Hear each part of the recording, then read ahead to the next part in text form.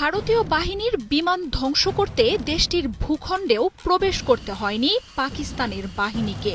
আকাশ প্রতিরক্ষায় থাকা পাকিস্তানের বিমান বাহিনীর দূরবর্তী হামলাতেই বিধ্বংসী পরিণতির শিকার হয় নরেন্দ্র মোদীর দেশটি।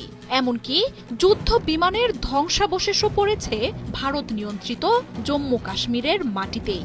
আখনুর, রামবান ও পাম্পোর মতো অঞ্চলে 3টি যুদ্ধ বিমান বিধ্বস্তের কথা নিশ্চিত করেছে স্থানীয় ভারতের কর্তৃপক্ষ। পাকিস্তানের তাৎক্ষণিক প্রতিক্রিয়ায় স্তব্ধ নরেন্দ্র মোদীর বাহিনী।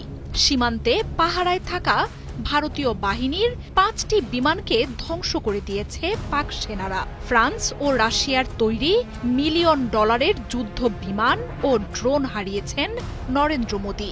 পাকিস্তানের আকাশ সীমায় থেকেই এসব যুদ্ধ বিমান ভূপাতিত করা হয়েছে। এর মধ্যেই পাকিস্তানি বাহিনী জানিয়েছে, পাল্টা হামলায় ভারতকে যোগ্য জবাব দেয়া হবে। বলছে, শহীদ হতে ভয় পায় না পাক সেনারা। বুধবার প্রথম প্রহরে আক্রমণের জবাবে সীমান্তে থাকা ভারতের উপর চূড়ান্ত হামলা চালায় পাকিস্তানি বাহিনী। কয়েক ঘণ্টার ব্যবধানে ভূপাতিত হয় অন্তত 5টি যুদ্ধ বিমান, যার মধ্যে ফ্রান্সের তৈরি 3টি রাফাল, রাশিয়ার সু-30 ও একটি মিগ যুদ্ধ বিমান রয়েছে। তাৎক্ষণিক প্রতিক্রিয়ায় একসাথে 5 যুদ্ধ বিমান হারানোর এমন ঘটনা যুদ্ধক্ষেত্রেই নজিরবিহীন। পাকিস্তানি বাহিনীর এমন বিস্ময়কর ক্ষমতায় চোখ কপালে উঠেছে ভারতের যুদ্ধ বিশ্লেষকদের। কয়েকশো কিলোমিটার দূরে থেকেই নির্ভুল হামলায় পশ্চিমা যুদ্ধ বিমান ঘায়েল করার পর থেকেই পাকিস্তানি বাহিনীর হাতে থাকা অস্ত্র নিয়েও চলছে বিস্তর বিশ্লেষণ।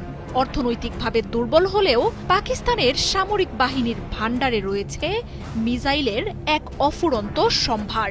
ভূমি থেকে ভূমিতে, আকাশ থেকে ভূমিতে বা আকাশ থেকে আকাশে হামলায় মিসাইলের অত্যাশ্চর্য শক্তিশালী এক বহর রয়েছে পাক বাহিনীর হাতে।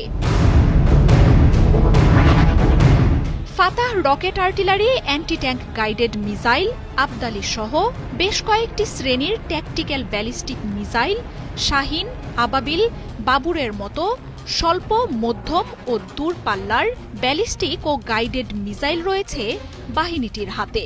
ব্যবহার হতে পারে Raad, Taimur, Spada, Crotale surface to air ও এয়ার টু সারফেস মিসাইল। ভারতীয় বিমান ধ্বংসে দূরপাল্লার PL-5, PL-9